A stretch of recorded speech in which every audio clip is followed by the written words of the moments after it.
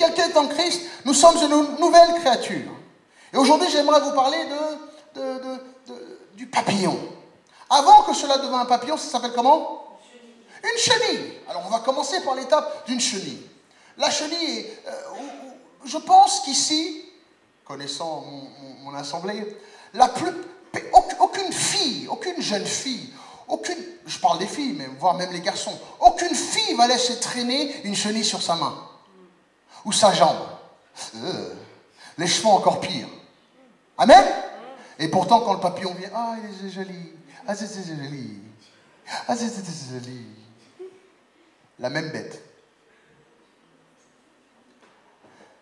Que veux-tu dire par là? Peut-être qu'en ce moment, on est une chenille, mais à la fin de l'année, on deviendra un papillon. Et ceux qui ne nous aiment pas vont nous aimer à la fin de l'année.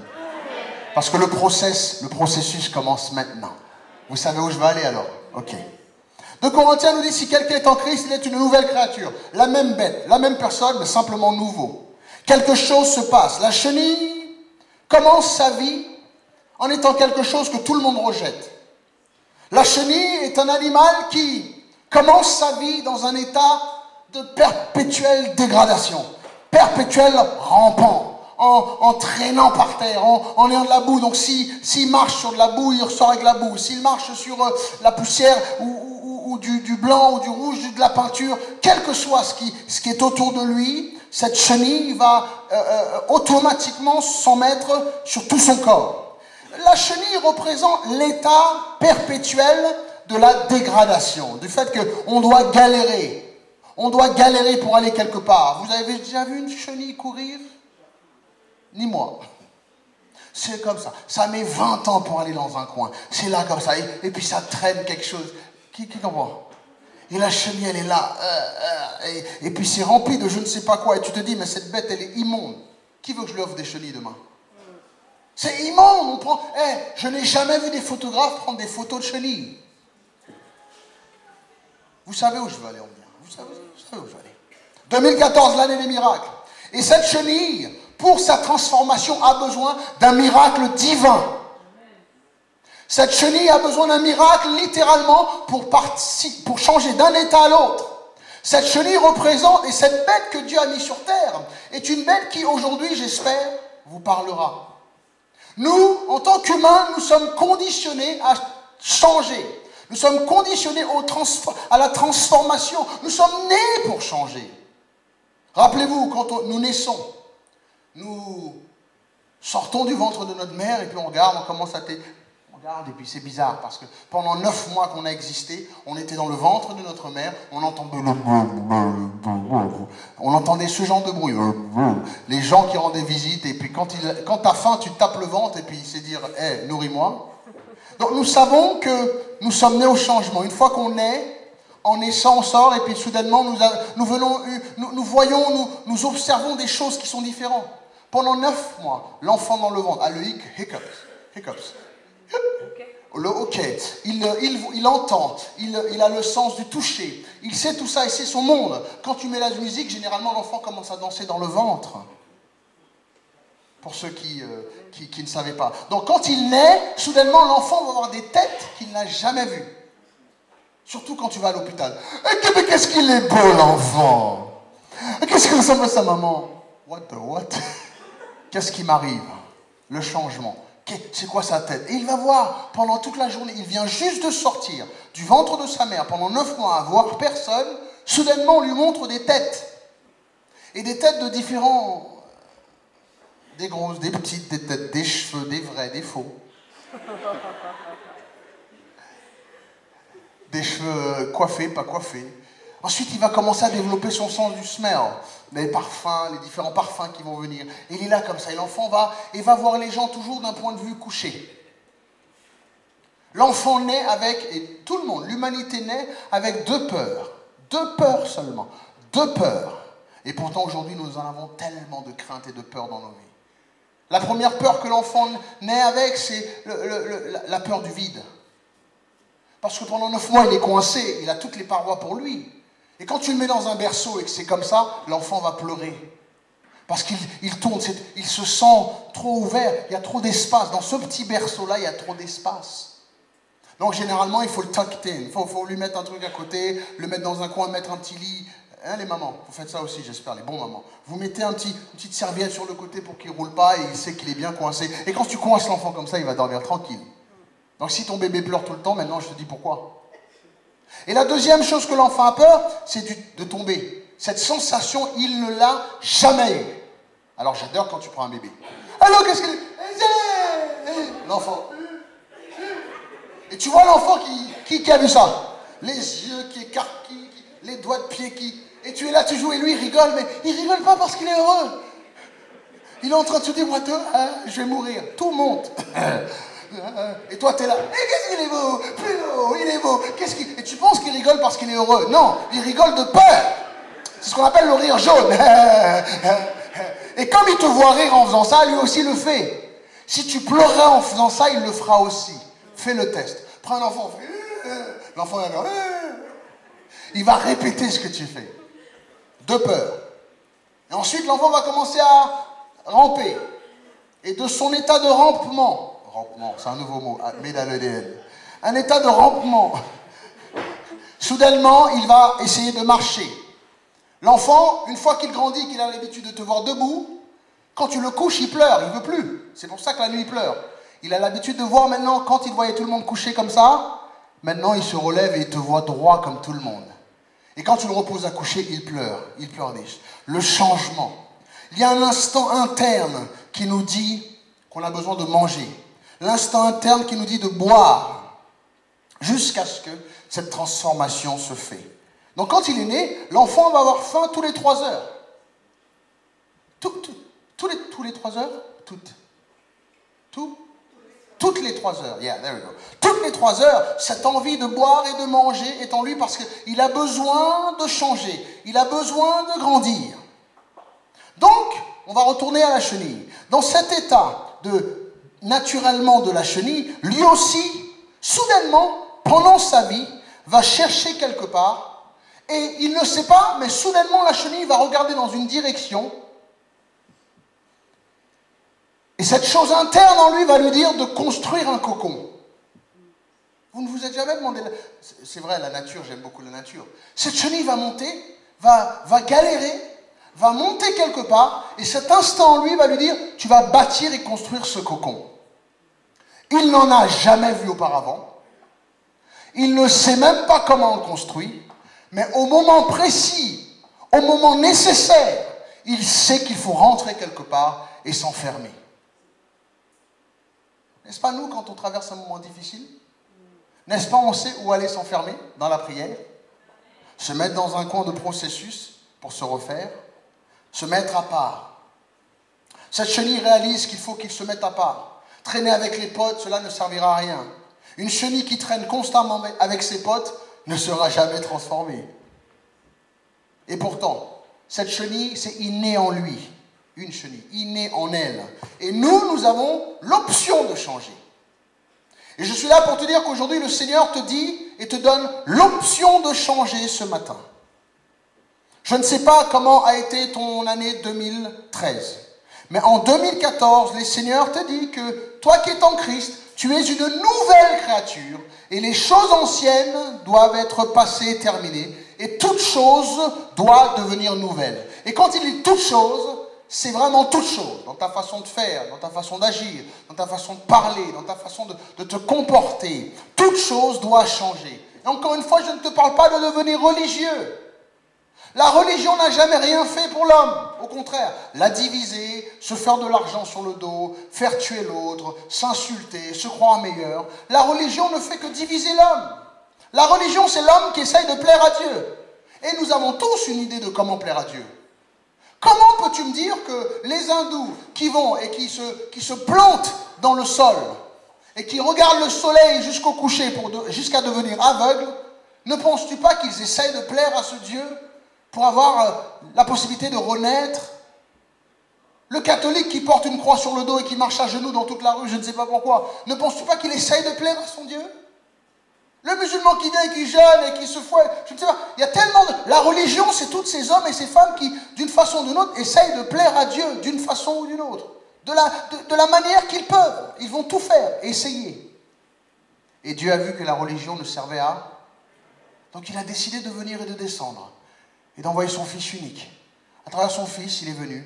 Il lui a dit, tu n'as pas à faire tout ça. J'accomplirai ce qu'il faut. Donc j'ai pris les meurtrissures. Je suis monté à la croix pour toi. Et maintenant, quiconque croit en lui ne périra pas, il aura la vie. Et qui croit en Jésus ce matin? Sois béni, que Dieu te bénisse et que 2014 soit l'année où tu découvres ta réelle destinée en Christ. Si tu es une nouvelle en Christ, tu es une nouvelle créature. Donc la jeunesse, les gros mots, c'est ça. Les gros mots devraient s'arrêter. Amen. La chenille. Si la chenille en tant que chenille disait des gros mots, en tant que papillon, ça s'arrête.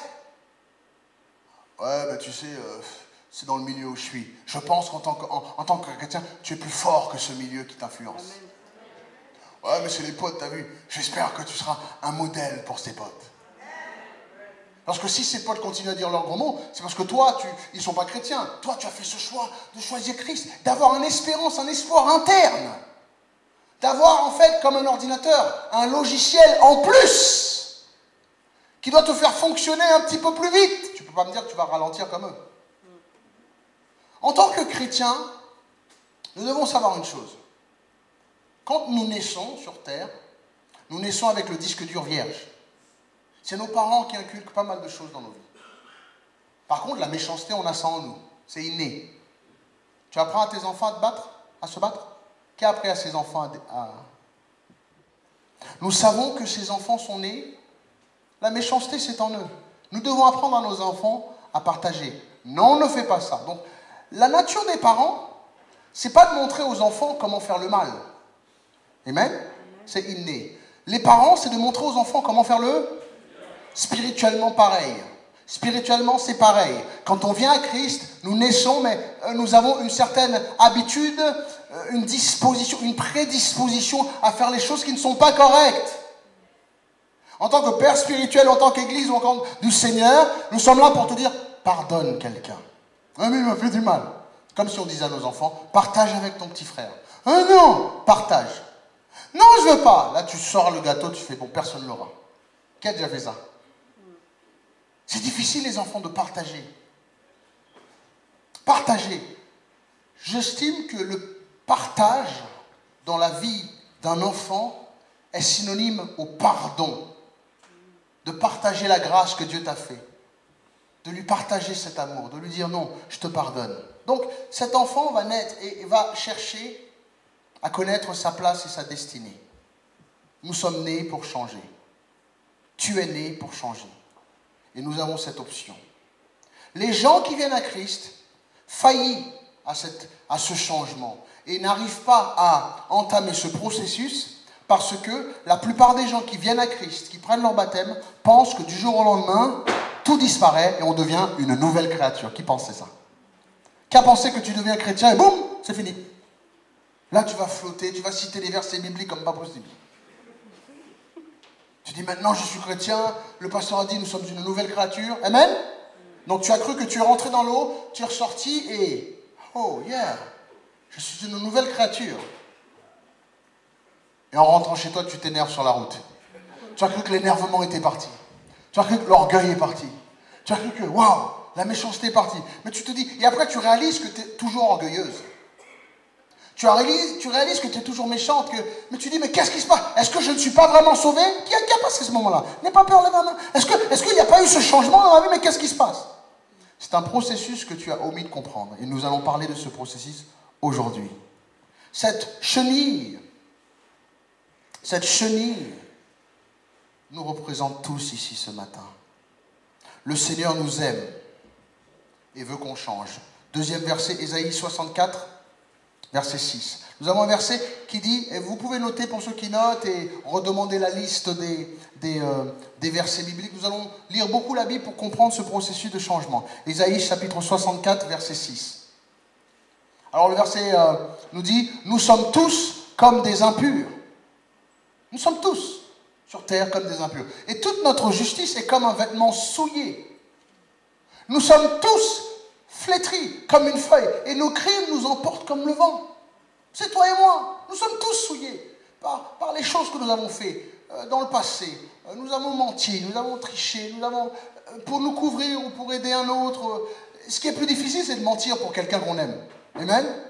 De protéger quelqu'un. Qui s'est vu déjà dans cette situation, tu dois mentir pour couvrir quelqu'un. C'est très difficile. Et dans ta foi chrétienne, tu dis, mais je ne devrais pas avoir à faire ce choix. Et tu aimes la personne, tu ne veux pas. Ensuite, en même temps, et puis tu es pris en porte-à-faux à l'intérieur, au milieu. Et bon, tu le couvres, mais en même temps, tu transportes ça sur toi et ça te fait lourd. Nous sommes tous impurs. Nous avons tous besoin de la gloire de Dieu. Nous sommes tous comme des vêtements souillés. Et donc, en sachant ces choses, Dieu veut que l'on change. Donc verset 7, on va continuer au verset 7. Il n'y a personne qui invoque ton nom, qui se réveille pour s'attacher à toi. Aussi nous as-tu caché ta face et nous laisses-tu périr par l'effet de nos crimes. Donc il négocie, il dit c'est vrai qu'il y a des difficultés, mais est-ce que tu vas nous laisser périr à cause de nos crimes? Continue. Cependant, ô Éternel, tu es notre Père. Nous sommes l'argile. Et c'est toi qui nous as formés. Nous sommes tous l'ouvrage de tes mains. Quelle affirmation! Quelle affirmation de dire que peut-être que je ne suis pas parfait. Et je peux te dire que jusqu'à ce qu'on rentre dans le tombeau, personne d'entre nous, ni toi, ni moi inclus, nous serons parfaits sur terre. Car la perfection, elle nous attend au ciel. Mais tout ce que nous allons mettre en œuvre pour changer et être transformés sur terre, c'est ça qui est la perfection de Dieu en nous. Donc, c'est notre Père. Sache une chose, c'est notre Père. Il nous aime. De la même façon que ton enfant remplit sa couche et que ça sent mauvais, tu changes cet enfant.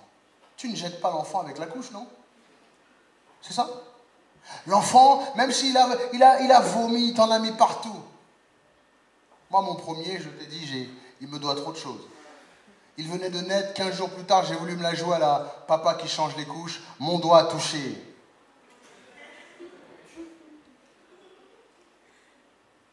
Qui a vu que tu as ton enfant qui est là, il vient vers toi, il sent mauvais. Il sent mauvais, tu le regardes, tu fais, oh la vache. Des fois, ça sent tellement mauvais, tu fais, oh le taureau. La vie, nous avons constamment besoin de comprendre une chose, c'est que personne sur terre n'est parfait. Et ce changement, ce processus doit venir dans notre cœur chaque jour. Dieu convainc le pécheur de repentance. Et lorsque Dieu nous convainc de péché, cela ne veut pas dire qu'il nous a rejetés, qu'il ne nous aime plus. 2 Timothée chapitre 1 verset 9 nous explique quelque chose qui est assez important. 2 Timothée chapitre 1 verset 9, nous allons le lire. Commence au verset 8, s'il te plaît. N'aie donc point honte du témoignage à rendre à notre Seigneur, ni de moi son prisonnier, mais souffre avec moi pour l'évangile par la puissance de Dieu, qui nous a sauvés. Cette puissance nous a sauvés et nous a adressé une sainte vocation, une sainte mission. Nous tous qui étions peut-être méchants, voleurs, brigands, soulards, drogués, par l'amour de Dieu dans notre vie, aujourd'hui nous avons tous, toi et moi, une sainte vocation, une sainte destinée. Non à cause de nos œuvres. Qui était né parfait ici? Qui n'a jamais rien fait, jamais rien. Non pas à cause de nos œuvres, mais selon son propre dessein, sa propre volonté, et selon la grâce qui nous a été donnée en Jésus-Christ avant les temps éternels. Donc en venant à Christ, vous qui avez pris votre baptême, en choisissant Christ, vous êtes rentré dans la grande équipe qui est d'enfants de Dieu et d'avoir une sainte vocation. Cette sainte vocation vous demande et vous amène à prendre certaines décisions. Et cette décision, c'est de changer, de devenir une nouvelle créature. L'Église symbolise ce petit cocon que cette chenille va se faire. Certes, l'Église, Dieu t'a amené ou Dieu t'a dirigé vers cette Église. Je ne peux prêcher que de cette Église. Nous allons prendre Hébreux chapitre 10, verset 25, et vous allez comprendre que Dieu demande une chose à l'Église. Et l'Église est spécifiquement et précisément là afin que vous puissiez changer et subir cette transformation. Et à l'Église, n'abandonnons pas notre assemblée, comme c'est la coutume de quelques-uns. Mais exhortons-nous réciproquement, et cela d'autant plus que vous voyez s'approcher le jour. Quel jour? Le jour du salut. Le jour où Christ viendra nous chercher. Le jour de la rédemption. Le jour du Seigneur arrive. Et nous devons constamment rester ensemble, nous unir. Et cette transformation vers cette perfection, c'est l'Église. Ce cocon de la chenille, c'est l'Église. Et nous voyons que quiconque quitte ce cocon et ne reste pas pour le processus, ne changera jamais.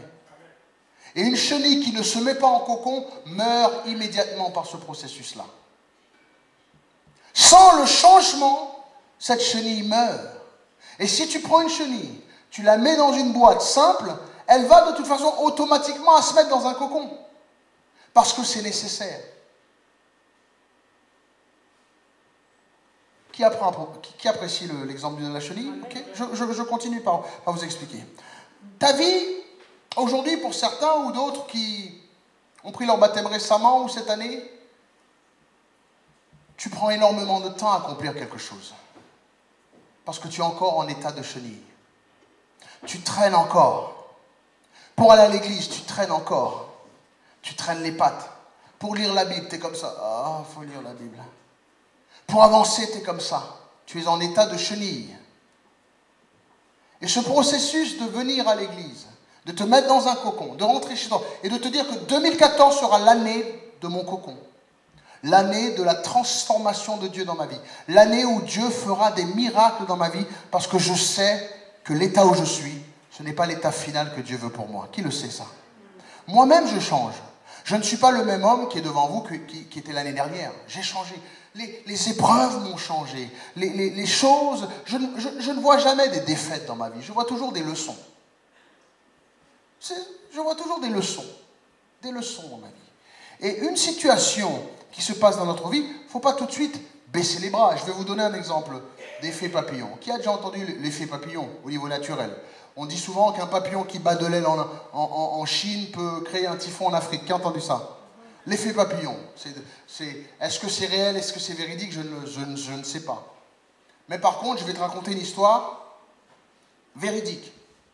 Un homme passait à côté d'un petit pot de fleurs un jour, et dans ce pot de fleurs-là, il s'est mis comme ça pour sentir le pot de fleurs, et fou, une abeille est sortie, boum, l'a piqué du nez. Pas une petite piqûre de rien du tout, l'a piqué du nez. Il est parti. Il a pris un couteau, il a arraché une pelle, il a arraché ces plantes qui étaient au bord de sa route. Il les a totalement arrachées parce qu'il s'est fait piquer. Jusqu'à là, vous me dites, c'est rien. Sauf que cette abeille qui rentrait dans ces plantes-là, c'était le seul qui combattait un certain type de lézard. Et comme ce certain type de lézard n'est plus là et a envahi la rue, ces lézards, à cause qu'ils ont été là, ont fait en sorte qu'ils produisent, et comme les abeilles ne repoussent plus ces lézards sont là, effet papillon.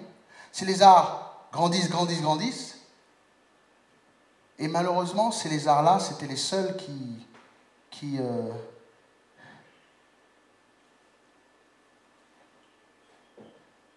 c'est une race de lézards qui, si les abeilles les fait fuir, ne prolifèrent pas.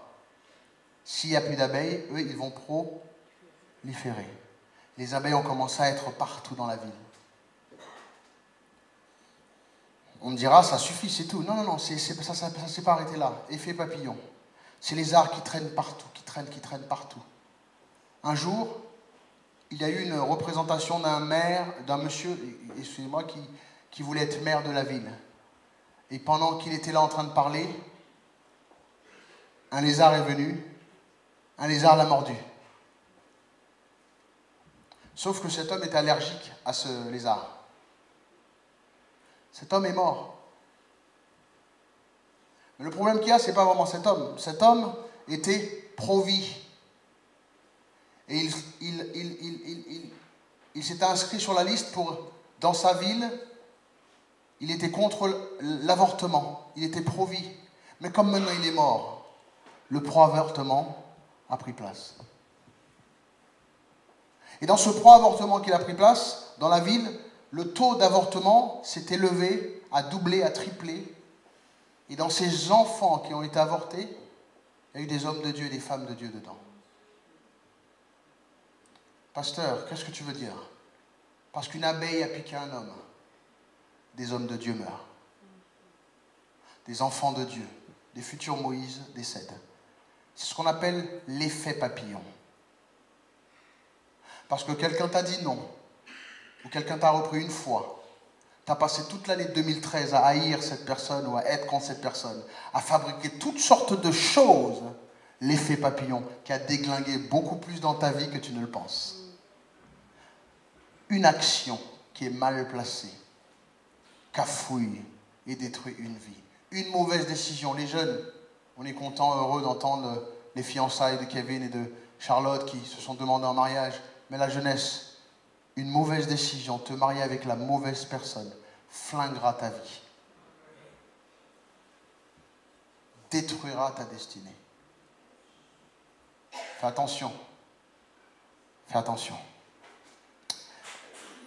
L'effet papillon dans nos vies, c'est d'accepter d'être repris.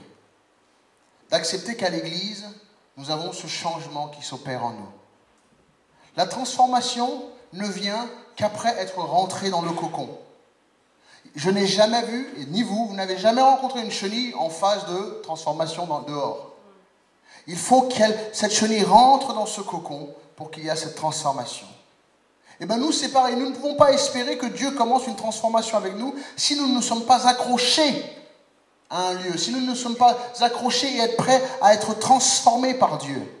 Et une église, une assemblée, c'est là où tu t'accroches et tu es transformé et que tu reçois la transformation nécessaire et la sanctification. Donc premièrement, la première chose qui vient dans nos vies, c'est bien sûr le salut. Nous acceptons Christ. Nous venons à Christ. Ensuite vient la sanctification. Parce qu'en acceptant Christ, tu prends le baptême. Donc vous avez passé par la première étape de cette transformation. Ensuite, le salut vient la sanctification. Au fur et à mesure, vous allez petit à petit vous changer, vous transformer. Encore une fois, beaucoup d'entre nous, nous avons eu ou fait cette erreur de croire qu'en devenant chrétien, tout disparaissait. On devient chrétien et boum, tout a changé. Donc on se heurte à soi-même parce qu'on pensait que tout allait devenir parfait. Mais qui, comme moi, ou quand tu es à l'église et c'est là où tu as rencontré les gens les plus durs, où tu as versé le plus de larmes, où tu as compris que waouh, c'est difficile à l'église quand même. Tu pensais que tout le monde était magnifique. Tu as cru que tout le monde allait t'aimer. Et c'est là où tu as rencontré des gens clairement qui ne t'aimaient pas. Dans la maison du Seigneur. Dans l'église. Les gens me disent, mais pasteur, je trouve que dans les églises, il y a trop d'hypocrites. Qui le sait que dans les églises, il y a des hypocrites? Amen. Mais qui le sait qu'à Carrefour aussi, il y a des hypocrites? Mais tu vas faire tes courses à Carrefour quand même. Donc toi aussi, applique cette loi. Viens à l'église faire tes courses spirituelles. Amen. Bénis le Seigneur. Fais la queue, paye ton adoration à l'Éternel et rentre chez toi. Ne laisse pas l'hypocrite être plus proche de Dieu que toi, tu l'es.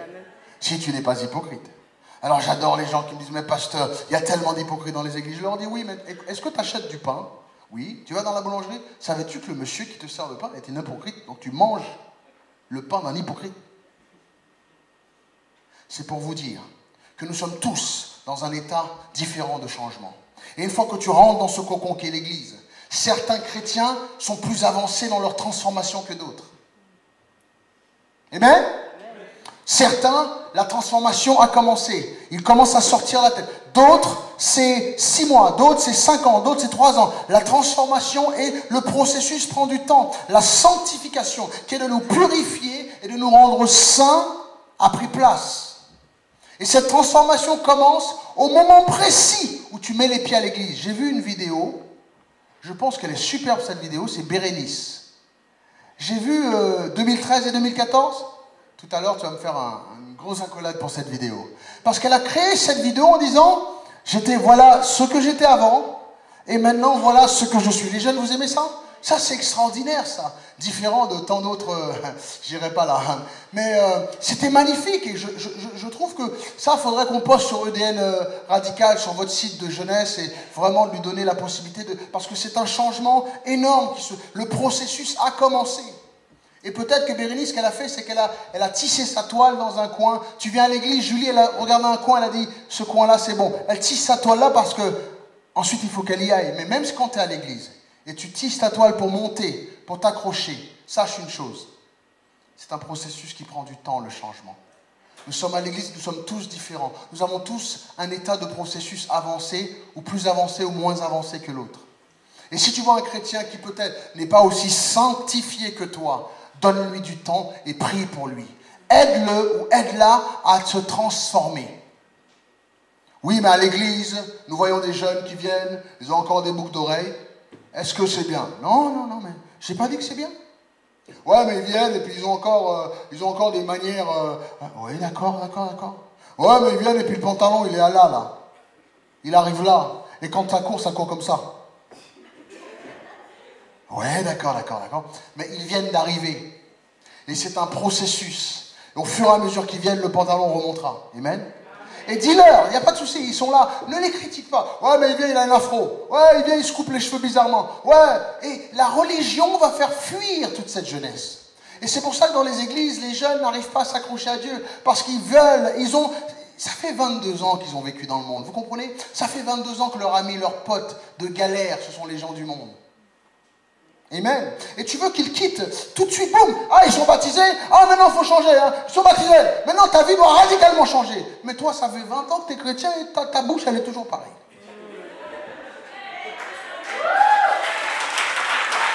Le changement, la patience, le temps. J'adore. Et c'est Yolande qui me disait quelque chose de magnifique. Nous, les parents, on vient à l'église. Et quand on emmène nos enfants à l'église, on pense que maintenant qu'ils sont chrétiens, ça va changer. Il faut qu'ils fassent la vaisselle chez toi, il faut qu'ils nettoient, il faut qu'ils fassent ceci, il faut que ça soit propre, plus rien. Mais c'est une vie qu'ils doivent... Et si quelqu'un, pendant 20 ans qu'il était dans le monde, accorde-lui au moins 6 mois. Accorde-lui au moins 6 mois, 1 an à changer. Mais nous restons dans cette attitude religieuse, nous restons dans cette attitude de toujours alors... Tu vas pas à l'église. Attends. C'est pas dimanche dernier que tu t'es baptisé? Est-ce que tu t'es pas baptisé? On joue pas avec ça. Tu es venu, tu t'es baptisé, maintenant tu dois totalement changer. Tu dois plus me répondre. Tu dois nettoyer ta chambre. Comme si le baptême, c'était pour qu'il nettoie sa chambre. Tu dois être poli. Hein? Tu dois plus hausser le ton. Tu dois plus faire... Comme si le baptême faisait tout ça. Ah oui? Eh bien tu vas voir, je vais aller dans ton église. Je vais prendre le micro, je vais dire qui tu es. Mais, mon frère ou ma soeur, accorde-leur un petit peu de temps. Accorde-leur un petit peu de temps. Vous ne leur faites pas honneur.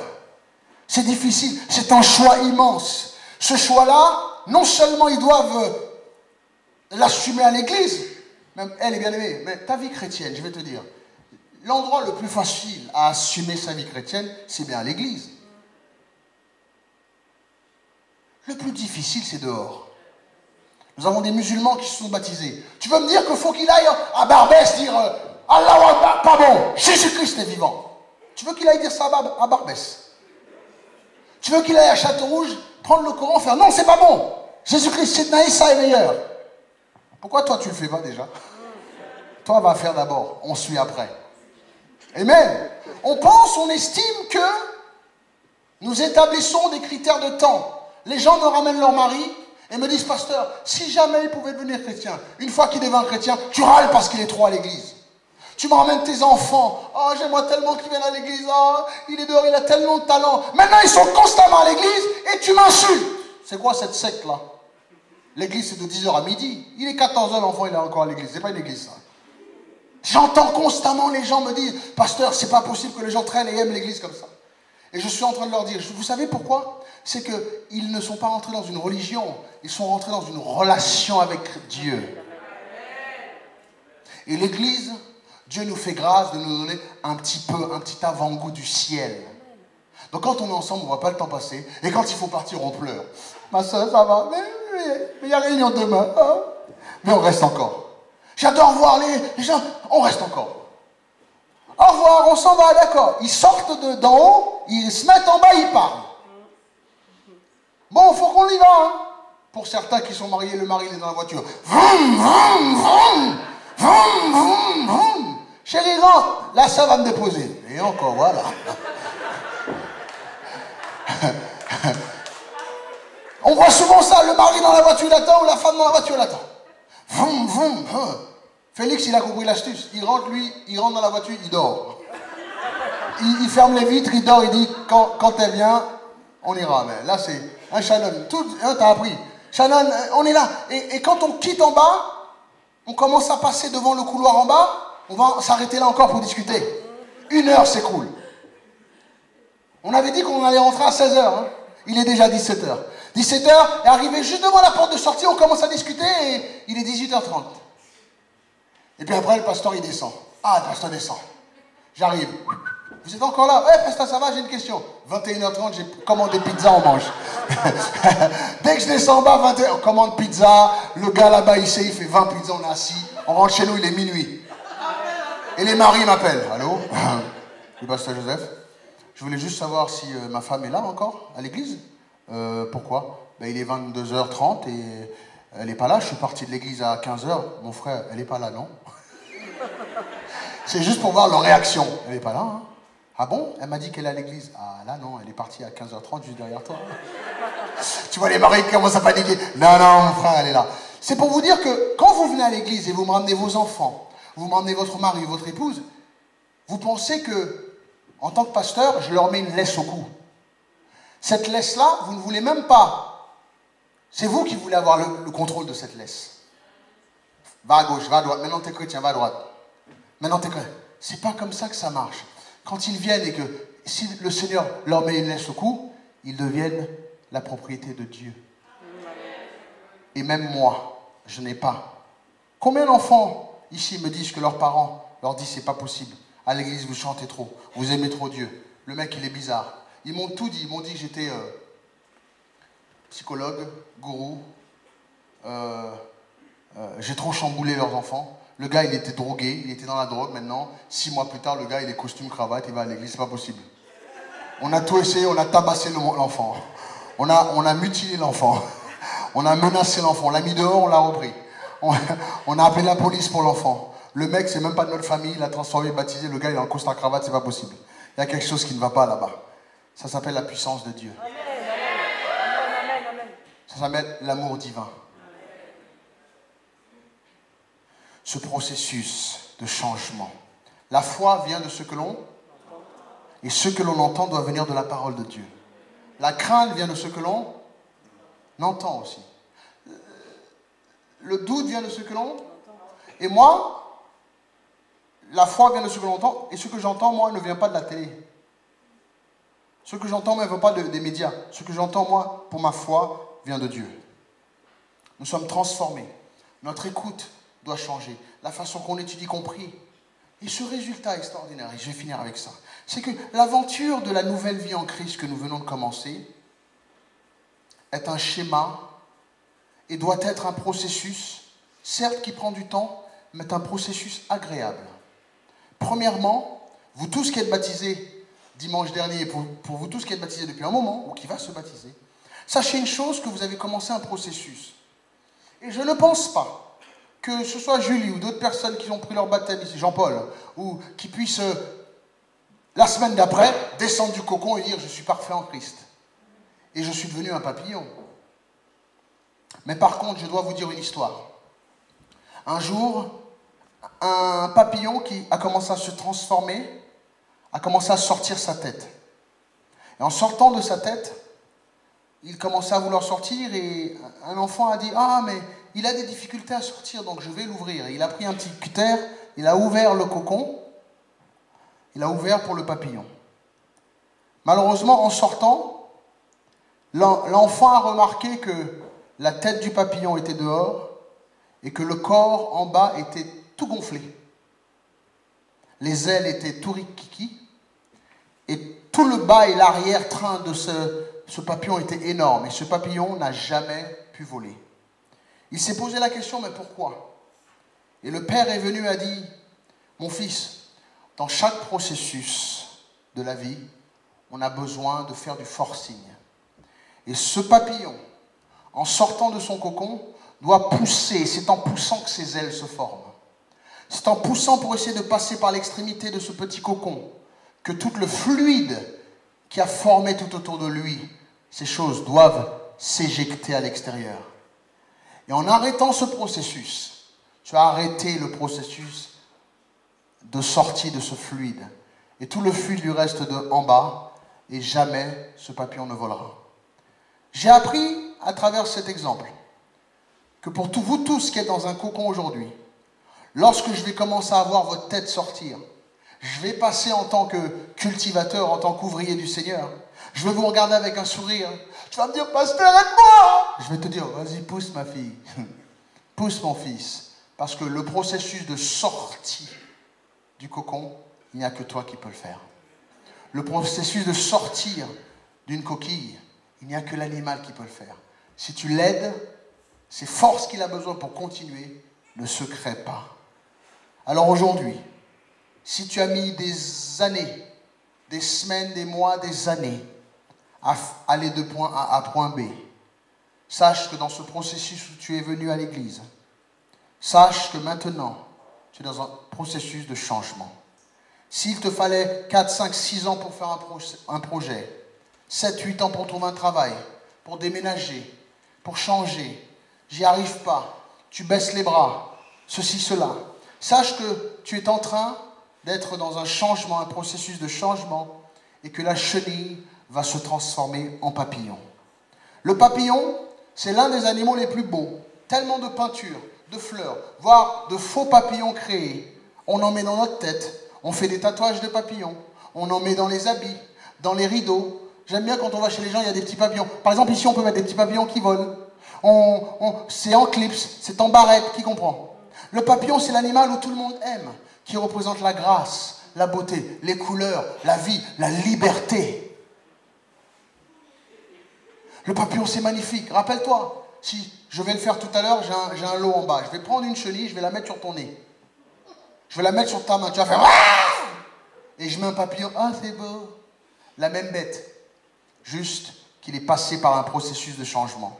Aujourd'hui, si ta vie ne te plaît pas, si sœur un tel ne te plaît pas, si frère un tel ne te plaît pas, aide-le, amène-le à l'église et laisse Dieu faire ce processus de changement. Parce que, en quittant ce lieu, en sortant de ce processus de transformation, cette chenille qui était tout moche, qui râlait, qui galérait, qui rampait, deviendra un papillon.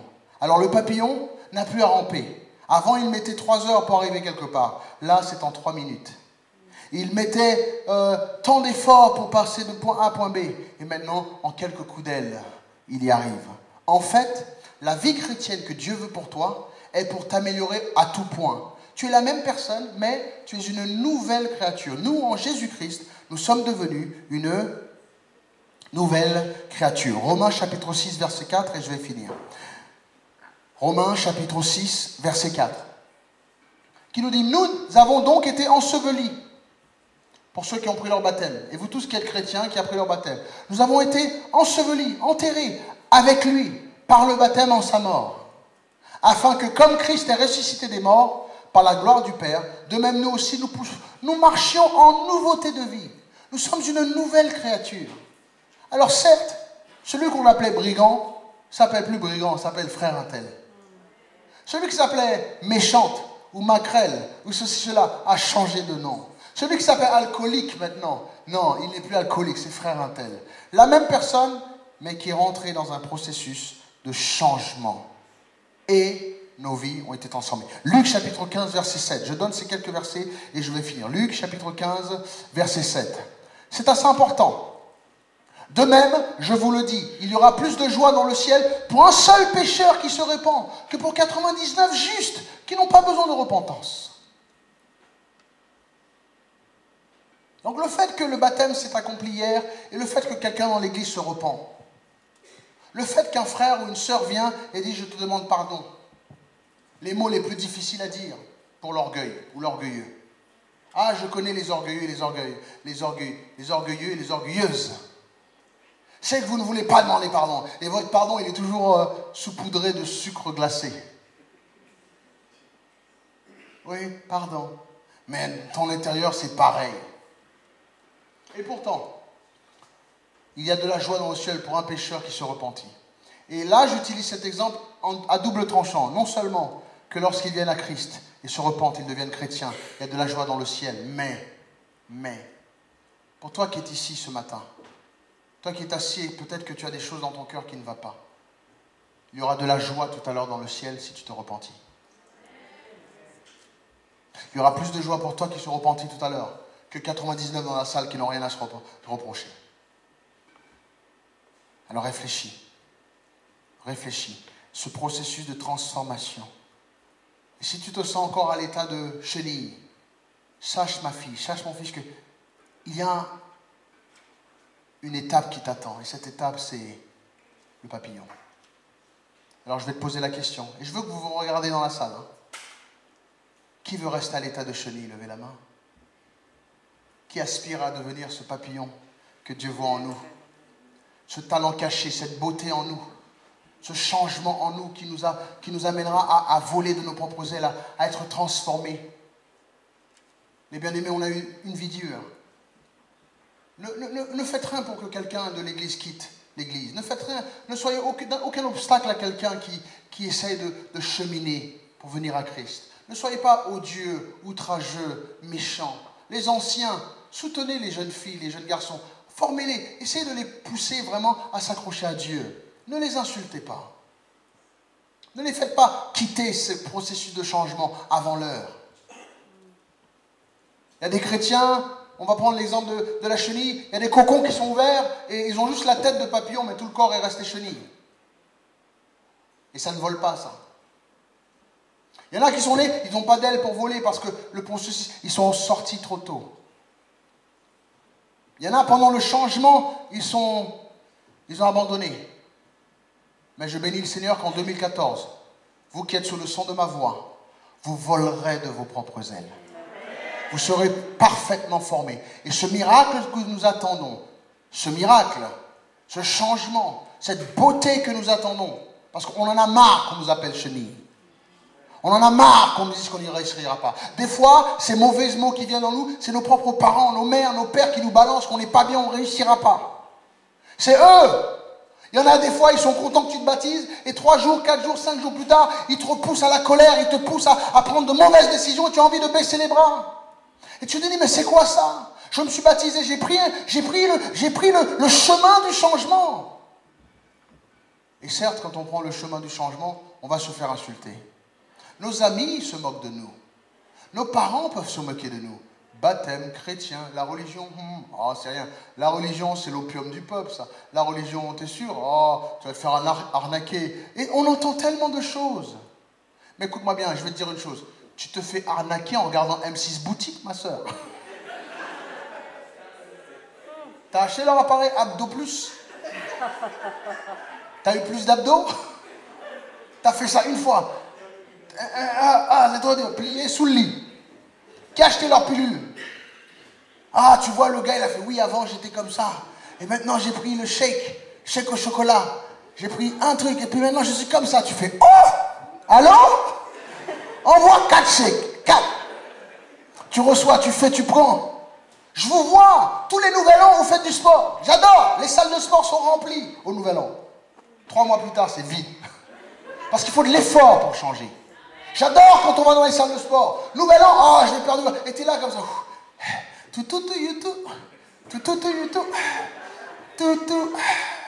Qui le sait que tu soulèves un poids un jour et tu penses que t'es musclé. Tu repars, tu cherches les trucs tu cherches dans le miroir. T'es là comme ça. Tu commences à guetter pour voir si ça gonfle un peu. Ça gonflera dans le processus de long terme. Et certes, quand tu tapes des poids, tu poses ça, tu te sens gonflé, non? Qui se sent gonflé? Qui t'a fait un petit peu d'aérobic et tu crois que tu as perdu 20 kilos? Tu commences à faire et après, tu vois que c'est un changement. Tu dis, laisse tomber, perdre du poids et tout. Combien n'a jamais suivi leur traitement de milkshake ou d'abdomil? T'as acheté le abdomil. Ensuite, t'as acheté celui qui tourne comme ça, là. Parce qu'il y a un an, c'était celui comme ça, mais celui-là, c'est trop compliqué. T'as plié, t'as acheté l'autre qui fait comme ça. Celui-là, le gars, il a dit, c'est sûr, ça va marcher. Toi, t'es tombé dedans. Tu t'es fait arnaquer. Rappelle-toi quand t'étais assis et que ton mari te regardait, t'étais comme ça. Chérie, t'inquiète, tu vas voir, tu vas voir. Ça n'a rien donné. Donc t'as pris ça, t'as mis dans la cave. Ensuite est sortie la ceinture qui vibre. Donc t'achètes la ceinture. T'es assis à table à manger avec tes enfants. T'inquiète chérie, ça c'est abdo 4000. L'abdo 1000 n'a pas marché, ça c'est abdo 4000, ça va marcher. À chaque jour tu viens, tu regardes, ah ouais c'est bon, ça va pas marcher non plus. Tu plies ça, tu mets ça sous le lit. Ensuite vient, tous les semaines, tu passes ton temps à regarder M6 Boutique. Tu te fais arnaquer. Et qu'est-ce que tu achètes maintenant? La combinaison pour suer. Ah, je vois qu'il y en a qui connaissent. Tu achètes la combinaison, tu branches ça et puis ça met de la vapeur. Il n'y a que ta tête dans un carré bleu. Ah, vous connaissez, hein? Tu es là comme ça, tu es assis comme ça. Juste, il faut mieux manger et aller marcher tous les jours. Au lieu de manger et marcher tous les jours, tu cherches à avoir le fitness rapide. Tu cherches à avoir tout rapidement. Ta chrétienté, tu cherches à l'avoir tout de suite. Tu cherches à connaître la Bible comme ça tout de suite. Tu cherches à... Pasteur, je veux la même relation que tu as avec toi. Est-ce que tu as payé le même nombre d'années que moi? Ah, le mec, il est balèze, je veux des muscles comme ça. Va en salle de sport les mêmes moments et évite les McDo un peu plus. Et tu auras ce même corps. C'est donné à tout le monde de s'améliorer spirituellement. Mais on cherche la chose qui est facile. S'asseoir dans un carré bleu, à mettre de la vapeur, à regarder toute ta famille, tes enfants, ton mari en train de te regarder en faisant la vache. Waouh. Amen. Et puis tu es là, tu fais non, je vais changer. Diminue ce que tu manges. Change ton alimentation. Va courir. Descends une station de métro avant chez toi. Si vous faites ça d'ici l'année, vous allez perdre du poids. Descends une station de métro avant la tienne et marche. T'as l'ascenseur, pleurniche pas quand il marche pas. Monte l'ascenseur, monte à pied, tu verras que tu perds du poids. Mais pasteur, à chaque fois, j'habite à tel étage, à chaque fois vient, l'ascenseur ne marche pas. Dieu veut que tu perds du poids, ma soeur. Monte l'escalier. Mais mes genoux, monte-le en 3 fois, c'est bon. 3 fois sans frais. Tu t'arrêtes un peu, tu souffles et tu remontes. Monte et descends, tu verras que tu perdras du poids. Tu seras slim. Le processus de changement prend du temps. Alors, la beauté que nous cherchons à avoir en Christ, la beauté que nous voulons avoir aujourd'hui, ce que nous voulons être, tout est en nous. Et je vous vois ce matin comme étant des petits arbustes, des petits figuiers, des petits manguiers, des petits cocotiers. Certes, il n'y a pas de figues, il n'y a pas de mangue, il n'y a pas de cocotier dessus. Il n'y a pas de noix de coco dessus. Mais ça ne veut pas dire que ce n'est pas en eux. Et je pense que l'excellence est en vous. Il faut juste arroser et prendre du temps à faire sortir ça. Je pense que le papillon... Ce n'est pas un autre animal qui est venu du jour au lendemain pour se mettre dans ce cocon. C'est la même chenille qui s'y est mise. Et toi qui penses que tu n'as pas vraiment un beau look, tu ne sais pas trop lire la Bible, tu ne sais pas comment tu vas réussir. En regardant cette illustration de la transformation de cette chenille, qui devient un papillon magnifique, nous voyons que Dieu peut prendre quelque chose de moche et de vilain et de le transformer en l'une des plus belles choses, non seulement pour Dieu, mais pour le monde. Et lorsque cette transformation prendra place, tu deviendras une nouvelle créature. Le verset nous dit que nous qui sommes en Jésus-Christ, nous sommes une nouvelle créature. Moi, je pense qu'il y a des hommes de Dieu ici. Il y a des femmes de Dieu. Tu es excellent, tu es magnifique. Ne laisse personne te dire autrement. 2014, je veux que tu saches une chose. Je veux voir ici dans l'assemblée, là, tout de suite, là, maintenant, les femmes de Dieu qui, peut-être tu es à l'état de cocon. Paulin, merci. Peut-être que tu es à l'état de ramper, c'est pas encore ça. Mais je veux voir les femmes de Dieu à se lever, à venir, on va prier ensemble. Si tu sais qu'il y a une femme de Dieu en toi, cachée en toi, qui changera qui te transformera. Viens, on va prier. Si à gauche il y a des hommes de Dieu, tu sais que tu seras un homme de Dieu. Tu seras quelqu'un, tu feras quelque chose de ta vie. Sauf que tu ne le vois pas pour l'instant. Viens devant, on va prier ensemble.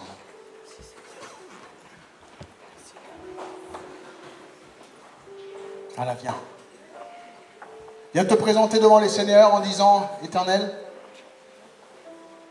comme cette chenille que je suis, je viens. Viens, il y a de la place. Venez, venez, il y a de la place.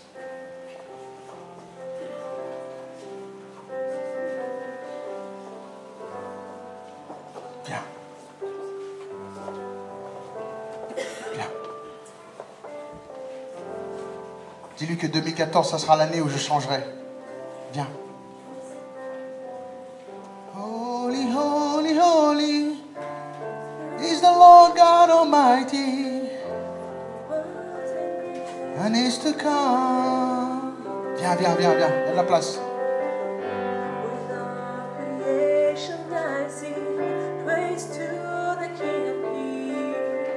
You are my everything, and I will adore you.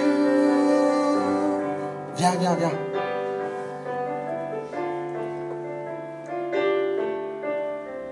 Viens lui donner ta vie, viens. Comme une chenille, viens. Tu dis, voilà, il y a ça qui ne va pas en ma vie. Il y a ça qui ne va pas. Dis-lui, tu aimerais changer. Dis-lui, tu aimerais changer. Dis-lui, tu aimerais changer. Holy, holy, holy is the God Almighty, who was and is. Dis-lui, Seigneur, ne m'abandonne pas. Et de la patience. Il t'a sauvé. Il t'a arraché du monde. Il ne va pas te laisser comme ça. Non. Tu as de la valeur aux yeux de Dieu. Tu es précieux. Et peut-être que tu as l'état de chenille. Mais imagine, la chenille ne sait pas ce qui se passe. La seule chose qu'il sait, c'est qu'il faut qu'il se mette en repos. Qu'il se mette dans un endroit. Et c'est Dieu qui commence la transformation. Ça gratte d'un côté, ça commence à bouger, mais il reste en paix, dans le noir, en secret. Et Dieu fait le changement. Donne-lui ton cœur. Ouvre ton cœur. Dis, Seigneur, cette année, transforme-moi. Transforme-moi.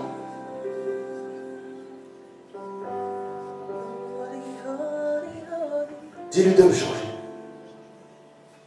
Dis-lui, change-moi.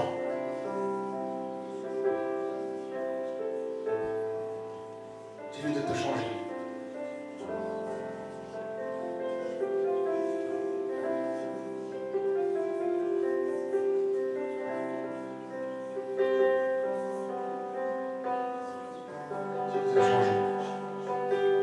Et ce que tu vois en ce moment, c'est pas ce que tu veux.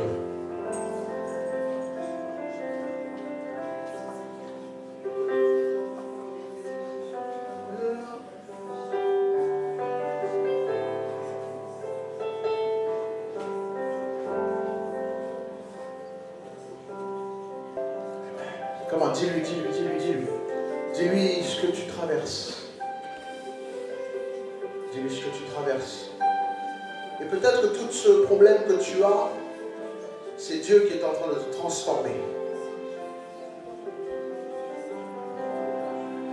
Peut-être que l'épreuve que tu traverses, c'est que Dieu veut faire sortir la colère, par exemple. Tout ce qui faisait de toi la chenille. Il veut te faire pousser les ailes, il veut te faire... Alors ne sois pas si dur sur toi-même. Ne sois pas si dur sur toi-même. Oui, j'aimerais être à tel niveau. Le processus prendra du temps. Toi, fais ce qu'il faut. Toi, fais ce qu'il faut. Toi, fais ce qu'il faut.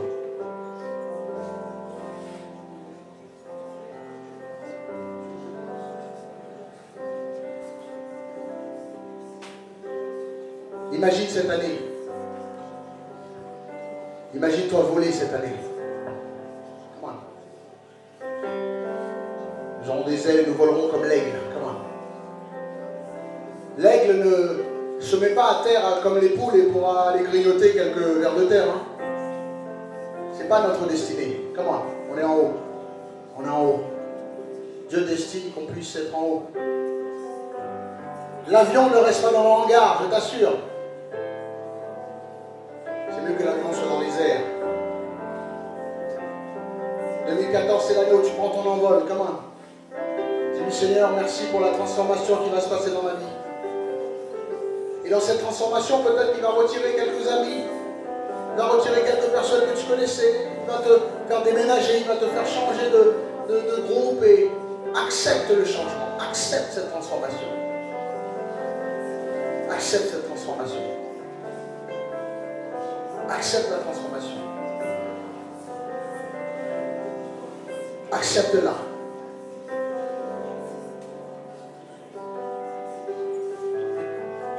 Accepte la transformation. Peut-être il est en train de mettre certaines personnes dans ton cœur maintenant, parce que tu dois te séparer. Peut-être il est en train de mettre un sujet quelconque. Quelle que soit cette transformation qu'il est en train de faire dans ton cœur, fais-lui confiance. Fais-lui confiance. Ne bataille pas. T'imagines, tu es en train... Ah, tu ne veux pas. En fait, ce qui t'attend est meilleur, en fait. Ce qui t'attend est meilleur. Ce qui t'attend est meilleur. Oui, mais j'ai tous mes amis. Certes, il y a tant d'amis qui t'attendent aussi, qui veulent te connaître et rencontrer. Et des gens qui veulent du bien pour toi. Vous savez, je crois que Dieu est tout puissant. Le Seigneur a fait qu'on se rencontre. Ce n'est pas pour rien. C'est soit une bénédiction ou une leçon. Pour beaucoup d'entre vous, c'est une bénédiction. Acceptez le changement. Acceptez-le.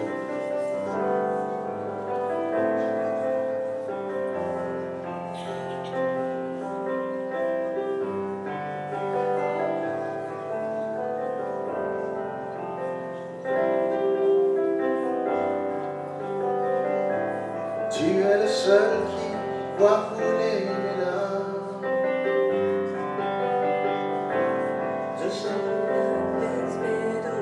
Exactement. Le changement, c'est maintenant. Ta famille, c'est maintenant. Tu sors de les profondeurs de mon Accepte. âme. Dis-lui, Seigneur, 2014 finira pas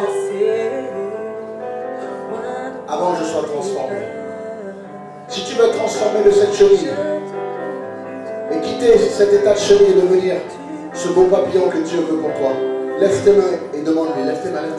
Seigneur, que tu changes ma vie, que je passe de l'état de chenille à papillon, que toutes les mauvaises choses qui sont dans ma vie me quittent et que je devienne ce papillon que tu veux, cette belle chose que tu as prévu que je sois. Dis-lui, Seigneur, je me suis trimballé dans les boîtes de nuit, dans la drogue, dans l'alcool, j'ai fait tellement n'importe quoi.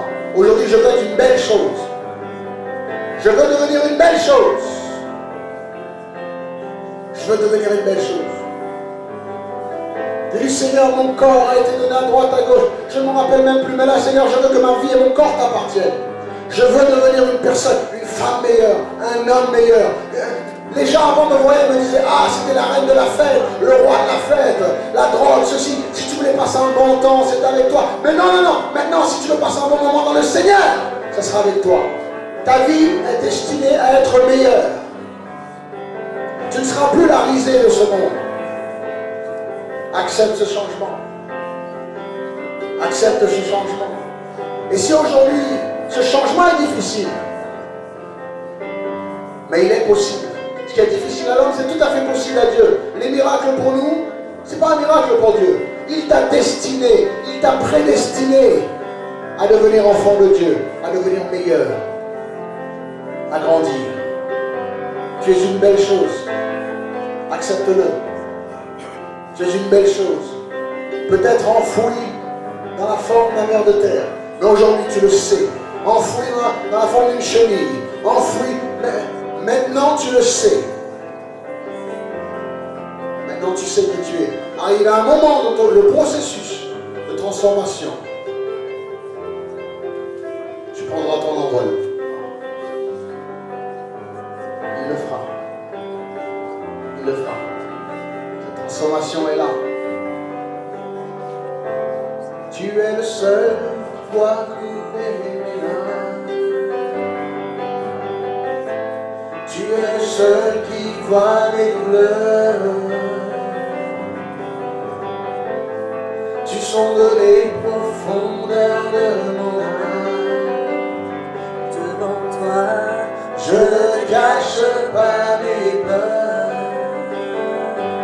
Je te confie tout, car tu peux tout comprendre.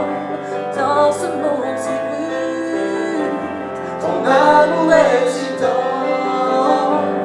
devant toi, Seigneur, Accepte ce processus de devenir un homme de Dieu, accepte-le. Mets ce qui est de l'enfant à côté. Mets ce qui est de l'enfant à côté. Je suis sans artifice, mon âme est mise à nu. Pour qu'en tu grandisses et que je diminue. Ces quelques mots sont juste pour te dire que je t'aime, que je t'aime, que je t'aime. Seigneur, ces quelques il a une destinée pour toi. sont juste pour te dire merci, merci. Tu es celle qui essuie toutes mes larmes. Chantons ce chant ensemble. Le seul qui apaise les douleurs. Allez, tu sondes les profondeurs.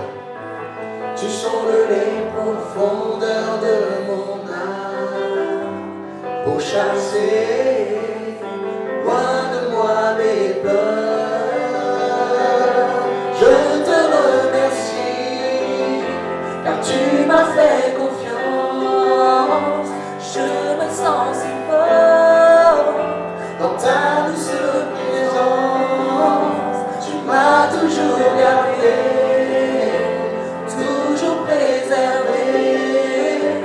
Tu me fais marcher sur mes deux élevés. Tu m'as appelé ton enfant et tu m'as adopté. Père, à chaque instant, tu marches à mes côtés. Ces quelques mots sont juste pour te dire que je t'aime, que je t'aime, que je t'aime. Est-ce qu'on peut embrasser quelqu'un? Serre-le, serre-la. Serre la personne dans tes bras qui en a besoin. Vas-y, vas-y, vas-y. Merci. Prie pour lui, prie pour elle. Comment? Prie pour elle. Dis-lui, tu vas changer, ça va se passer. La transformation est là. La transformation est là. Tu vas devenir meilleur. T'inquiète pas.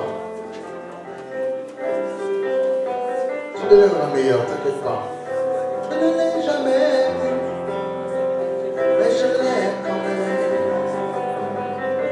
Jamais entendu, mais je l'aime quand même. Il m'a donné sa vie. Je lui donne la mienne. Le passé, les mauvaises choses, c'est derrière. Même pour ce que je suis. Les vies de fous, de pleurs, de tristesse, d'alcoolisme, de violence. C'est derrière. Tu arrives au cocon, tu arrives à temps, tu es en vie. Le Seigneur mettra la bonne personne à tes côtés. Tu n'as plus à subir les coups, tu n'as plus à subir les insultes, tu n'as plus à subir toutes ces choses. Tu n'as plus à essayer d'être ce que tu n'es pas. C'est terminé.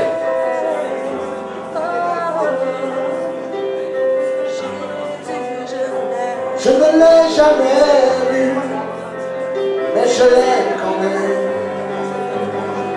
Jamais entendu. Ouais, prie pour lui, serre-le dans tes bras. Je l'aime quand même. Il m'a donné sa vie. Je lui donne la mienne. Et même pour ce que je suis, c'est pour ça que je l'aime. Oh oui, Jésus, Jésus, je l'aime. Toutes ces choses c'est lui. Tout le fait, tous les moments où tu as galéré, tu as fait des choses qui ne sont pas fières, c'est derrière. Tu arrives au cocon. Accepte la transformation. Je l'aime, je l'aime, je l'aime, je l'aime. Accepte cette transformation. En une personne meilleure, en une femme de Dieu, en un homme de Dieu. Accepte-le. Accepte ce changement. Certes, ça va te demander. Tu vas devoir te séparer de certaines choses. Te mettre à... Comment? Accepte-le. Je le vois avec les yeux de mon âme. Je l'entends chaque jour dans mon cœur. Je ressens la chaleur et la flamme de Jésus, mon roi, mon sauveur. Oh oui, Jésus, Jésus, je l'aime. Sois béni. Je souhaite que 2014 soit l'année où tu es transformé. Tu passes de l'enfant à l'homme. Tu passes de l'enfant à la femme. Tu passes de celle ou celui qui était dans le monde, un homme de Dieu, une femme de Dieu. Comment? Dis quoi la gloire de Dieu. Que Dieu resplendit à travers ta vie. C'est ça qui est pour toi. Tu es un produit de la délinquance, tu deviendras un produit de la jeunesse de Dieu. Tu étais destiné à aller en prison. Non, maintenant tu es destiné à être libre en Jésus-Christ et proclamer la parole de Dieu. Comment? Déclare-le. Ta destinée est de changer. Et de devenir meilleur. Tu n'as pas à finir comme les statistiques dehors. Oui, mais les gens du 9-3 atterrissent en prison. C'est faux. Les gens du 9-3 glorifient le Seigneur. Les Noirs sont mauvais. Non, c'est faux. Les Noirs glorifient Dieu. Les gens, ils ne s'occupent pas de leurs enfants. C'est faux. Les papas s'occupent de leurs enfants. Les jeunes filles font n'importe quoi. C'est faux. Les jeunes filles servent le Seigneur. Comment? Changeons les statistiques. Comment?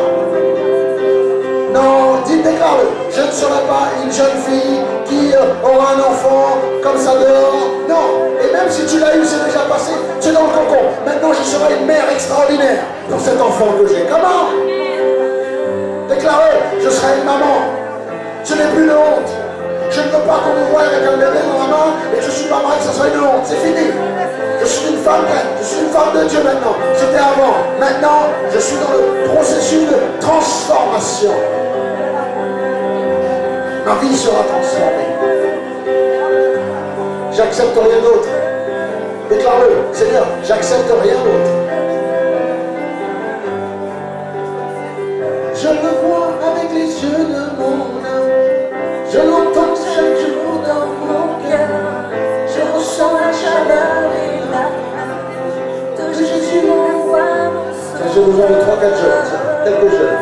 Tiens, elle en a besoin aussi. 2014, juste là. Avancez là, entourez là. Voilà. Un que là. 2013 a été l'année où sa maman est partie au ciel. Entourez là, s'il vous plaît. Je l'aime. Je l'aime. Je l'aime.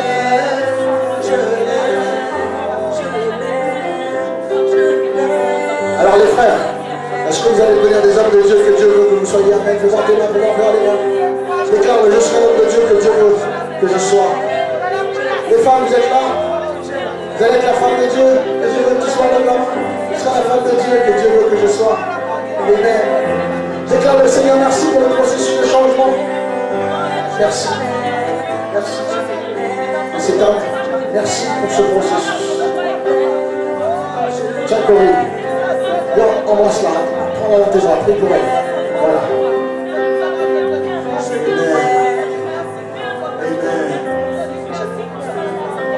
L'année 2013 n'a pas été facile, mais il y aura ce changement.